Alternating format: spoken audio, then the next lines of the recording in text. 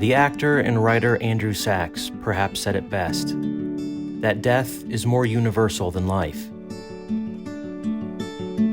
Because after all, everyone dies, but not everyone lives.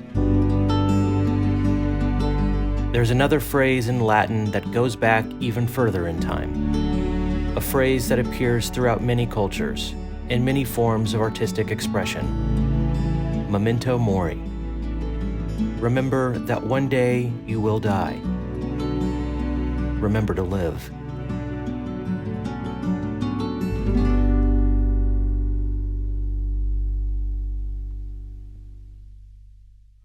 My niece made a beautiful album that I treasure.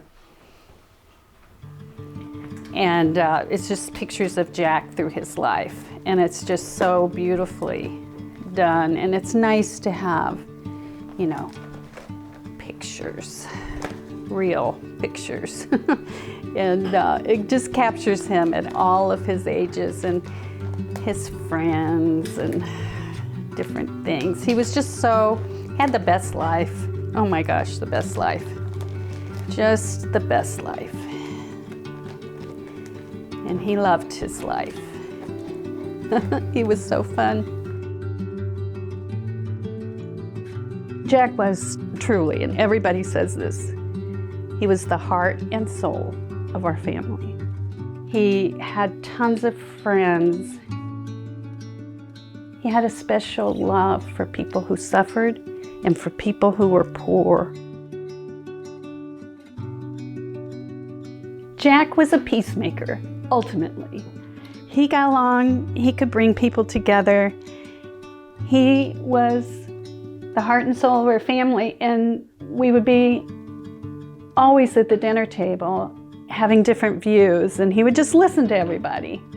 And then he would just listen, and then he'd say one thing that encompassed everything and somehow brought us all together. There was nothing left to say. And I always told him, I said, Jack, you need a podcast called The Last Word and just have people come on and then you just do your thing. And then everybody's going, oh. But he did that with us. He did it with his friends. He's very clever and funny. Christ the King is the first and only parish our families belong to. We've raised our children. They were baptized there. They went to school at Christ the King and then Chittard. And, our parish life has been central.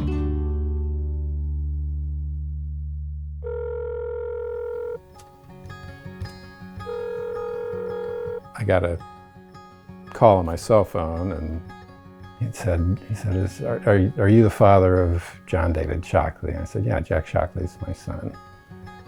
And, what's this about? And they said, we're looking for the next of kin of John David Shockley.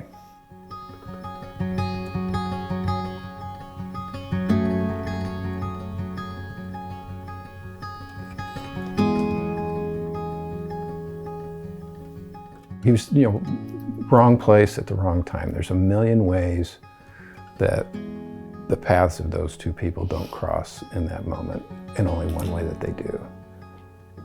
But they did. And, I guess what angers me is what's going on in our inner cities. All of the desperation, the despair, the hopelessness. These murders are so horrifying, and it's really hard to understand how someone can get to the point where they have lost any value of life. We met with Archbishop Thompson and Vicar General Monsignor Stumpf, and Monsignor, had the brilliance, to say, it's too complicated, it's too overwhelming. Maybe you should think about, like changing one life at a time.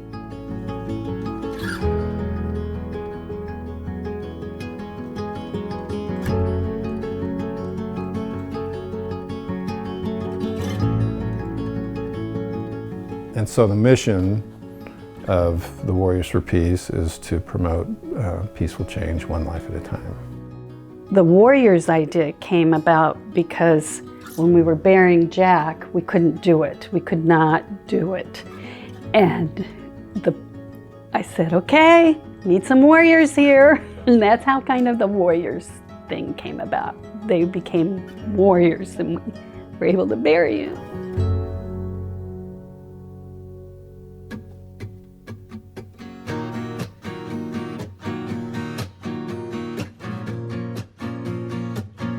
The scholarship, we give an annual scholarship to a graduate of one of the Center City parishes. And the aim is to make up the difference between a voucher and full tuition at one of the archdiocesan high schools. But that's $5,000 a year, and that may or may not cover that entire difference. So it's a 4-year scholarship. So next year we'll have 2, and then 3, and then 4. So that'll be $20,000 a year to help a student who wouldn't otherwise be able to attend Catholic high school to complete their Catholic education. A lot of people can't afford the high school piece because it is so expensive. I'm glad Jack was old enough to know what he had. And he did. He knew how he was blessed. That's our thing, is trying to make that available. And then let those kids, it's a ripple. It's the good ripple.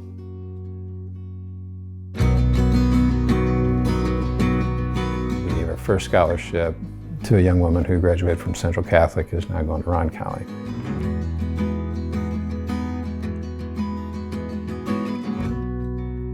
When I was little, my mother passed away of cancer. I was really sad. I pushed many people away, and slowly I started crawling out of that abyss. And that made me realize that there needs to be peace. Mentoring is, I think, key.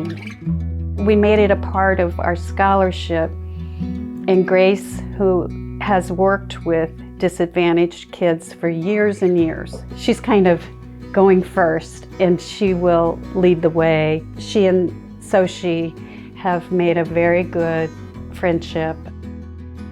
She's so sweet and kind and thoughtful, and it's been really positive so far just to get to know her. And I always think about how much Jack would enjoy her, and that brings some peace to me for sure.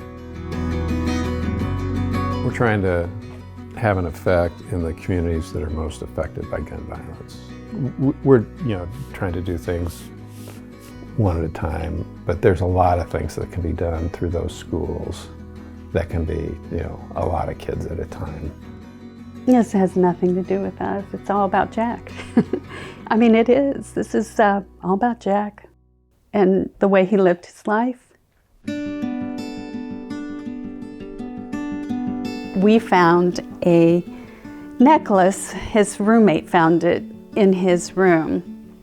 And it just speaks to who he was and how he lived his life. But it was a Memento Mori medal. And I got this. And it's, remember you will die. And so we had this. And then on the other side, it was Memento Vivere, remember to live. He lived a very full, happy life, and it should be celebrated.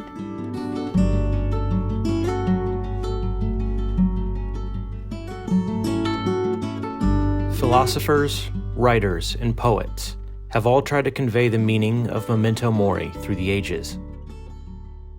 But to the author Chuck Palahniuk, it's simple. We all die, he says. The goal isn't to live forever. The goal is to create something that will.